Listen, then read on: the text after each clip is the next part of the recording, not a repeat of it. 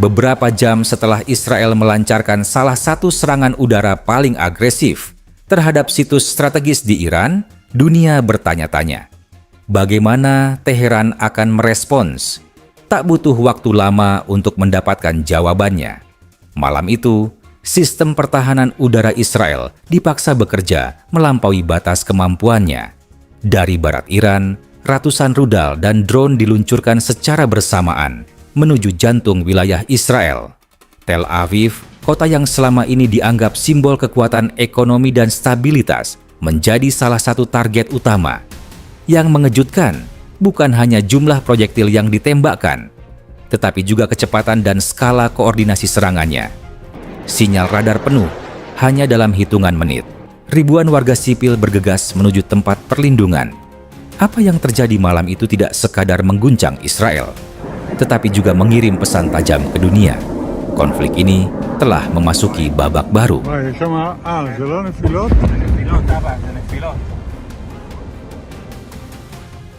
Ketegangan antara Israel dan Iran memang bukan hal baru. Namun, eskalasi terbaru bermula ketika Israel dengan dukungan diam-diam dari Amerika Serikat dan sekutunya meluncurkan operasi udara ke sejumlah wilayah di Iran. Fasilitas nuklir, markas militer, dan pusat komunikasi strategis menjadi sasaran. Sejumlah ilmuwan dan pejabat Iran dikabarkan turut menjadi korban. Alasan yang dikemukakan, Iran diduga mempercepat pengembangan senjata nuklir. Tapi sampai saat serangan diluncurkan, tidak ada bukti konkret. Bahkan, IAEA, Badan Nuklir Dunia, belum mengeluarkan pernyataan resmi tentang pelanggaran serius yang dilakukan Iran. Dengan kata lain, tuduhan ini tidak berdiri di atas landasan yang kuat. Banyak pengamat menyebut langkah Israel ini sebagai bentuk provokasi sepihak dan bukan upaya pencegahan. Serangan ini dilakukan tanpa persetujuan komunitas internasional. Tehran pun menyebutnya sebagai agresi terbuka dan membalasnya adalah hak mereka untuk mempertahankan kedaulatan.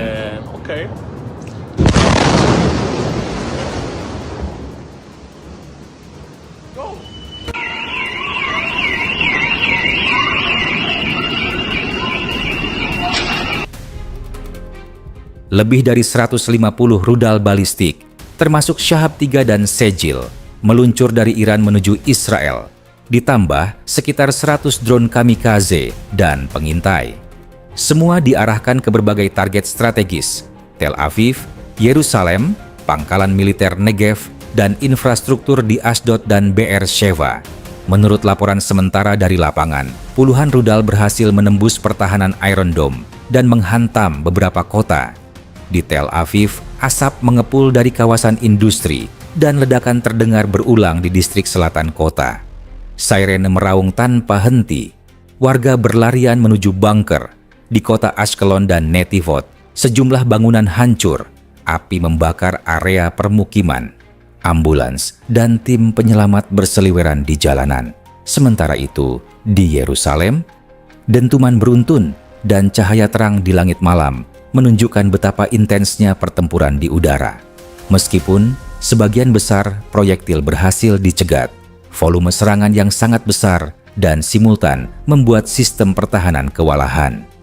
Pihak militer Israel sendiri mengakui ini adalah salah satu serangan paling kompleks dan terkoordinasi yang pernah mereka alami.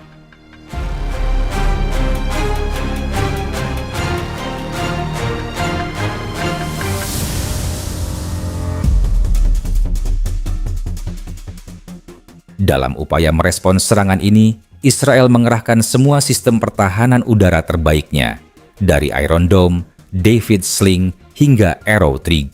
Sekutu Israel, Amerika Serikat, Inggris, dan Prancis juga ikut bergerak.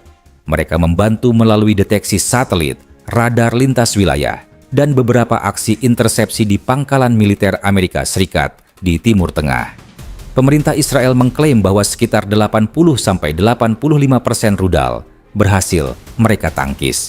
Ini tentu menunjukkan efektivitas sistem mereka. Namun, militer Iran menyatakan sebaliknya.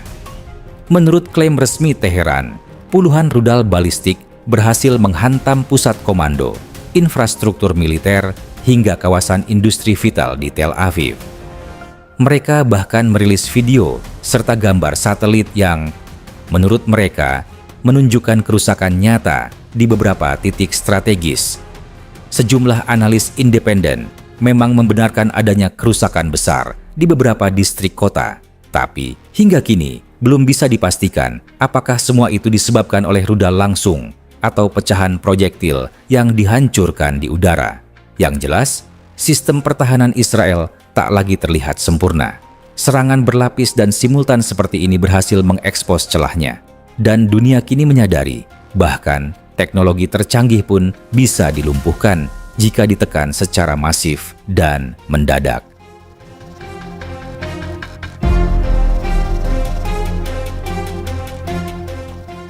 Dewan Keamanan PBB segera menggelar sidang darurat.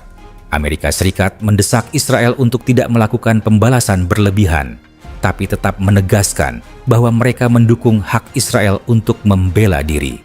Di sisi lain, Rusia dan China menyerukan penghentian kekerasan segera. Negara-negara Teluk seperti Qatar dan Uni Emirat Arab juga menyatakan kekhawatiran atas potensi perluasan konflik ke kawasan mereka. Presiden Amerika Serikat mengadakan rapat darurat dengan kepala intelijen dan militer. Sementara itu, organisasi kemanusiaan mulai bersiap menghadapi potensi krisis pengungsi baru jika perang ini berkembang lebih luas. Serangan ini membuktikan satu hal penting.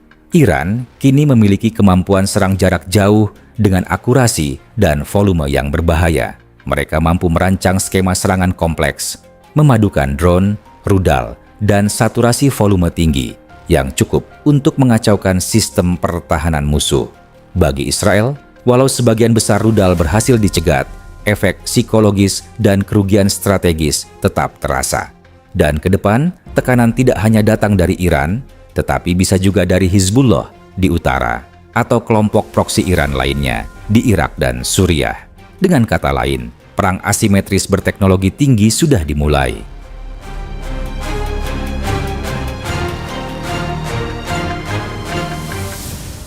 Iran telah menunjukkan bahwa mereka tidak akan tinggal diam saat diserang.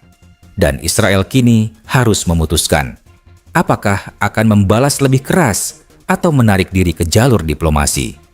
Dunia menahan napas, berharap bahwa langkah berikutnya bukanlah tombol peluncuran rudal berikutnya, tapi pintu ruang perundingan yang terbuka. Namun, di Timur Tengah, seperti yang sudah sering terjadi, harapan akan perdamaian terlalu sering bergantung pada siapa yang paling terakhir menembak.